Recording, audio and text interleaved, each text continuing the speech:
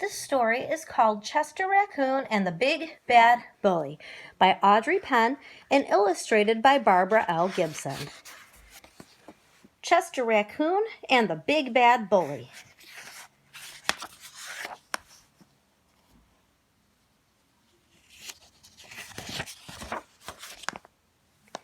Chester Raccoon stood in front of his tree hollow looking gloomy. His younger brother Ronnie and his best friend Cassie stood beside him. "We don't want to go to school," Chester told his mother. "We want to stay home with you. Please, may we stay home with you?" "I thought you liked school," said Mrs. Raccoon.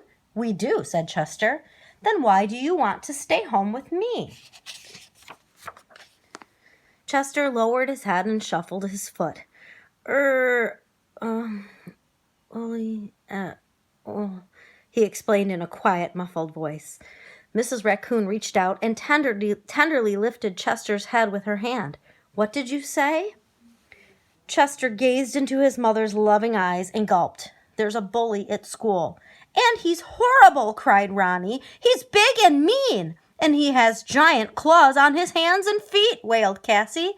"And fangs," screeched Chester. "And fire comes out of his nose, and if you get in his way, he'll step on your face and squash you like a bug."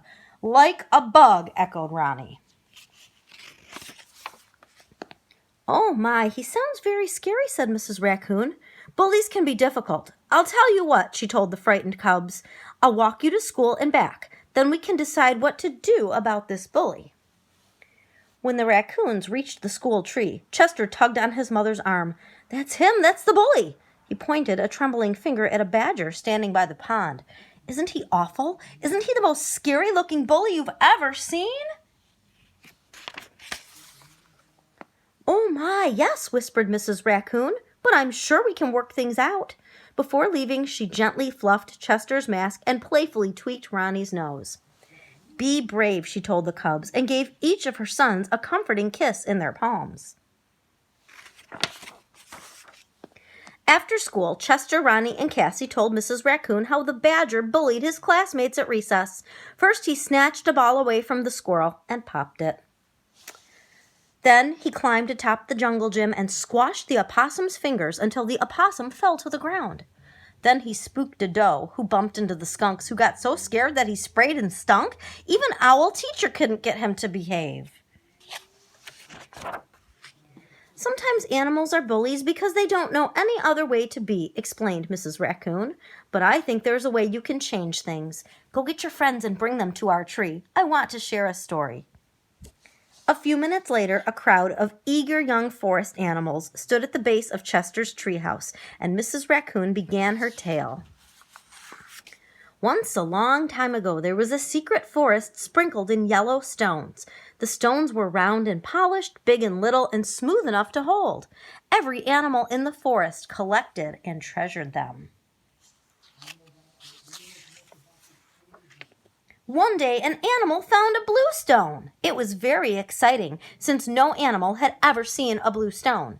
But the blue stone was rough and dull, without any polish or shine, and it had sharp prickly points sticking out of it, making it very hard to hold.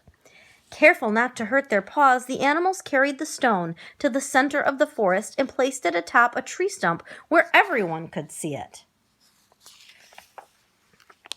"Perhaps the stone is blue because it popped out of the ground too soon," suggested a fox. So the animals waited and watched for many days and nights to see if the blue stone would turn yellow.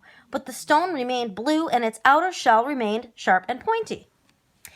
"I believe the stone is blue because that is the color it is meant to be," said a very wise snake.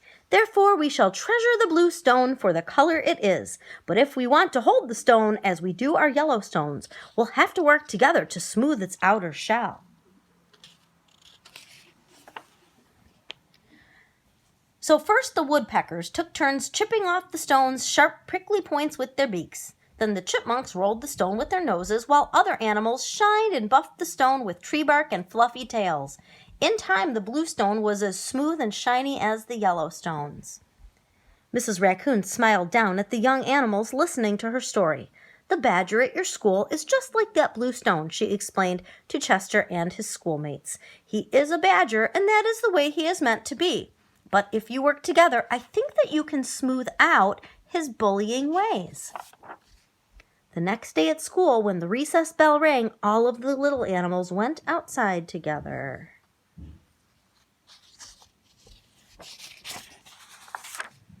They huddled close to one another and walked toward the bully in one great big confident pack, with Chester in front holding a ball. At first, the bully looked at them with a twinkle in his eye, thinking, "I'll get one of you." But as the pack got nearer and nearer to him without a hint of fear, the badger's expression changed. His eyes widened, his jaw dropped open, his knees grew weak and wobbly. Suddenly it was the bully who was scared.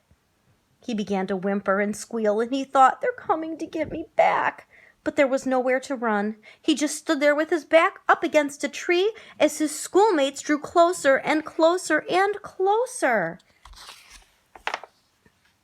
Finally, Chester was nose to nose with the trembling badger. He narrowed his eyes and looked as serious as his little furry face would allow. Then, without hesitation, he held up the ball, looked straight into the bully's eyes, and asked, "Want to play?" "Huh?" The surprised bully stopped shaking. He looked at his classmates, who were laughing and offering friendship. "You want me to play with you?" he squealed with delight. He gently took the ball out of Chester's hands. "Okay," he told them, "I'll play." So in one short moment, the badger softened and the bully became a friend. The badger didn't need to bully anyone ever again. Chester glanced toward the wooded path and saw his mother watching and smiling. She placed a kiss in her palm and she showed it to her son.